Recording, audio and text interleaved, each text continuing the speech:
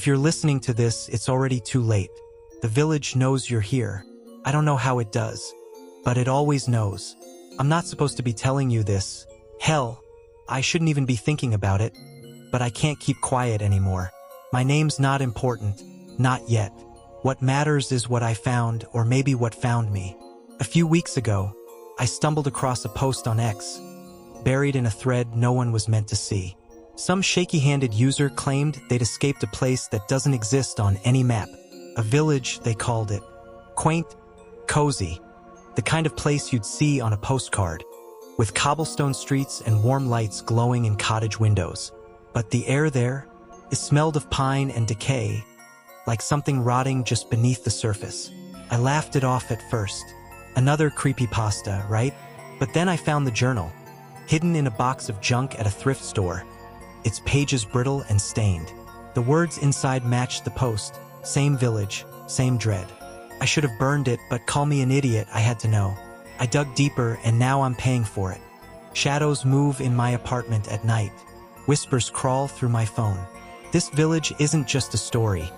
It's real, and its secrets are forbidden for a reason. I found something I wasn't supposed to. A truth so dark, even I wish I could forget it. But you're here now, listening, and that makes you part of it. Do you dare hear what I found in that forsaken place?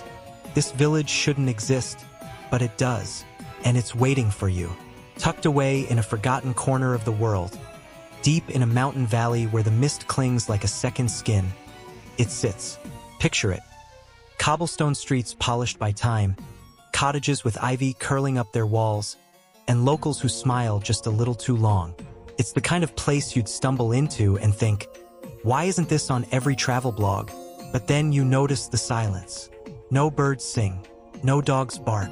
The clocks in every window are frozen at midnight, their hands rusted in place. The air carries a faint sweetness, like wildflowers, but there's an undercurrent of something sour, something wrong.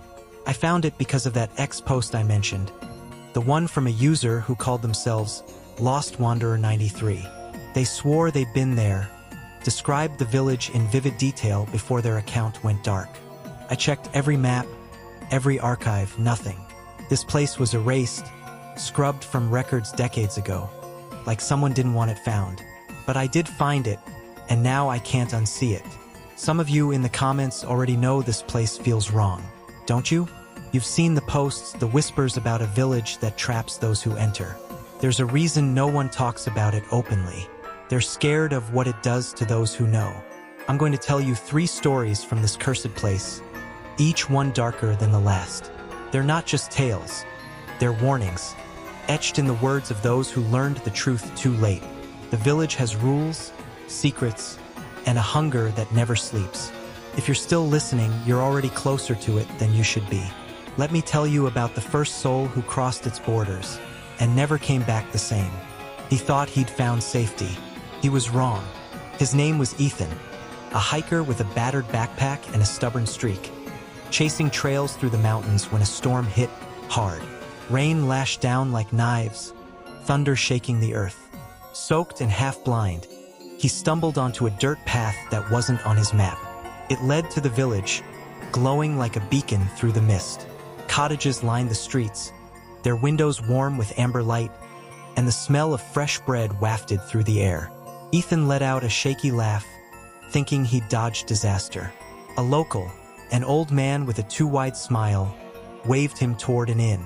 "Storm's no place for a wanderer," he said, eyes unblinking. Ethan nodded, grateful, but something felt off. The man's stare lingered, like he was memorizing Ethan's face. Inside the inn, the air was thick with the scent of wood smoke and something bitter, like old herbs. The innkeeper, a woman with gray hair pulled tight, handed him a key. "Room's upstairs," she said, voice flat. "Don't look out the window after dark." Ethan chuckled, assuming it was some quirky local superstition. "Sure thing," he said, but her eyes narrowed. "It's not a suggestion." He shrugged it off, climbing creaky stairs to a room that felt too small, the walls pressing in. Outside, the storm raged, but the village was silent. No chatter, no footsteps, just a faint hum, like a child's voice drifting from the street. He peeked through the curtains, catching a glimpse of a girl in a white dress, humming a tune that made his skin crawl. Her head tilted, as if she saw him. Ethan tried to sleep, but the humming wouldn't stop. Curiosity gnawed at him. Pro tip: if a village feels like a trap, it probably is. At midnight, he couldn't resist. He pulled back the curtain. Shadows moved in the street. Not people, but things tall and thin, their limbs bending wrong. They turned, their hollow eyes locking onto his. One raised a hand, beckoning. Ethan stumbled back, heart pounding, but the room felt colder, the air heavier. He grabbed his pack, desperate to leave. The innkeeper was waiting downstairs, her smile gone. "You looked," she whispered. "Now you're ours." He ran, boots slipping on wet cobblestones, the village a maze of twisting streets. Every turn led back to the same square, the same frozen clock. Hours passed, maybe days, he couldn't tell. The locals watched, their faces blank, eyes hollow. The girl from the street appeared, her hum louder, her dress stained with something dark. "Stay," she said, voice echoing inside his skull. Ethan screamed, but the sound died in his throat. The shadows closed in, their whispers weaving into his thoughts. He fought, clawing at memories of his life, his name, his home, but they slipped away like sand. The last thing he saw was his reflection in a shop window, his eyes empty, like theirs. When morning came, the village was quiet again. A new local stood in the square, wearing Ethan's clothes, his face, but not his soul. He smiled at passers-by, unblinking, part of the village now. I found his story in that journal, scrawled in frantic handwriting, like he was racing to warn someone. What he saw out that window is something the village doesn't let you forget. I wish I could tell you it ends there, but this is just the beginning. That was just one story. The next one's worse because it's personal. I should have walked away, but something about this place pulls you in. You're probably wondering why I'm even telling you this, why I'd risk dragging you into the same mess I'm in. Honestly, I'm asking myself the same question. It started with that X post, the one from Lost Wanderer 93, the words practically screaming off the screen. Couldn't let it go. Then came the journal, its pages smelling of mold and secrets, each entry clawing at my sanity. I've been down this road before. Some of you know my previous cases, those late-night dives into things better left buried. But this village, it's different. It's not just a place. It's a trap, and I'm caught. I'm scared. Okay? There, I said it. Every time I close my eyes, I see those cobblestone streets, feel that sour air creeping into my lungs. I keep digging because there's a pattern here and I'm close to cracking it if I don't lose myself first. The village isn't just haunted. It's tied to something ancient, something powerful that doesn't like being watched. I found whispers of it in old forums, in comments some of you left on my last video. Drop your theories in the comments. Some of you are already onto something, I can feel it. But be careful. The more I learn, the more I wonder if I'm pulling you into the same cage. Those shadows Ethan saw, they're not just in the village. Last night, my lights flickered, and I swear I heard my name whispered from the hall. I can't stop, though. Not now. The next story isn't just about a victim. It's about someone who fought back. She thought she could outsmart the village. The village thought otherwise. Her name was Lila, 16, with a spark in her eyes that hadn't yet been dulled by the village's weight. Born and raised in those cobblestone streets, she grew up hearing the rules. Don't question the curfew. Don't speak of the forest. Don't ask why the clocks never tick past midnight. Most kids obeyed, their spirits crushed by the elders' cold stares. But Lila, she was different. She'd roll her eyes when her mother whispered about the watchers in the woods, her voice trembling. "They're just stories, Ma," Lila snapped one night at dinner, her fork clattering against the plate. "You really believe there's something out there?" Her father's face darkened. "Lila, you don't know what you're messing with. The watchers see everything." She laughed, sharp and defiant. "Then let them see me. Kids. Huh? Always thinking they're invincible." That night, Lila waited until the village fell silent. the only sound the faint creak of her window as she slipped out. The forest loomed beyond the last cottage, its trees twisted like fingers clawing at the sky. The air was thick, heavy with pine and that sour rot I told you about. Lila's flashlight trembled in her hand, but she pushed forward, her sneakers crunching on dead leaves. The village's rules were chains, and she was done wearing them. Deep in the woods, she found the ruins. Crumbling stone arches, overgrown with moss, carved with symbols that seemed to writhe under her light. She traced one, a spiral that pulsed like a heartbeat. "What are you?" she whispered, her voice swallowed by the dark. A twig snapped behind her. She spun, her beam catching nothing but shadows. Then the whispers started, low and guttural, like voices speaking a language she couldn't grasp. Her flashlight flickered, and the air grew colder, pressing against her chest. "Who's there?" she called, her bravado cracking. No answer, but the whispers grew louder, circling her. She ran, branches tearing at her jacket, but the forest seemed to shift, the path looping back to the ruins. Her heart pounded as shapes moved in the dark.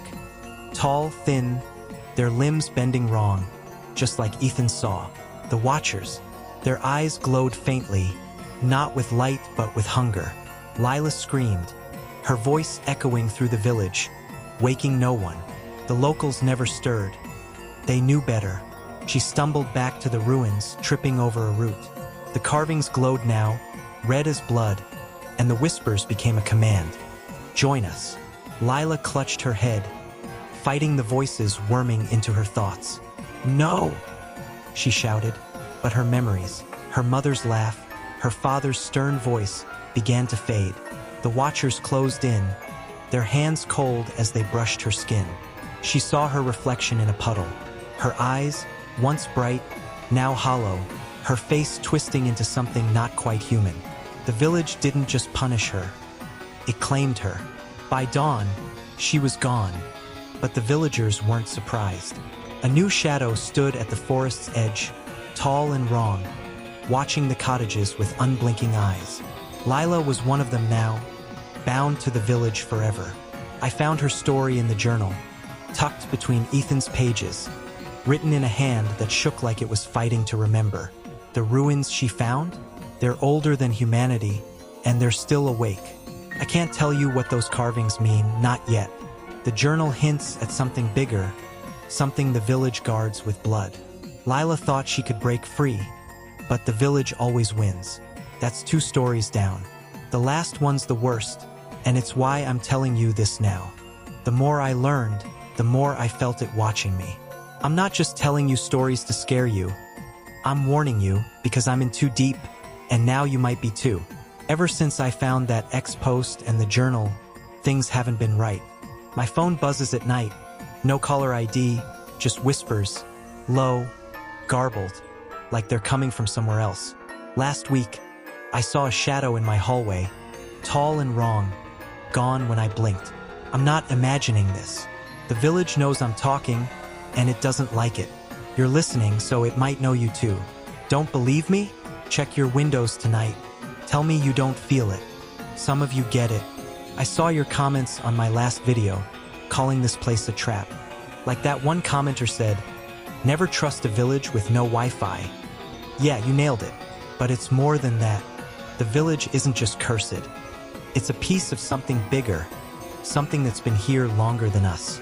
I've been cross-referencing old posts on X, digging through archives no one's touched in years. There's a name, a symbol, but I can't say it yet. Not because I don't want to, but because I'm not sure it's safe. Some of you already guessed what's coming. Let's see if you're right. The last story isn't just a story. It's the truth they don't want you to know. It's about the village's heart, its origin, and why it's still hungry. I'm scared to tell it, but I'm more scared of what happens if I don't. You're in this with me now, so brace yourself. This final story changes everything. Every village has a founder. This one sold their soul and ours. His name was Elias Morrow, a preacher with a fire in his eyes, leading a ragtag group of settlers into the valley in 1847. The land was harsh, the winters crueler. Famine chewed through their stores, leaving children hollow-cheeked and parents praying for miracles.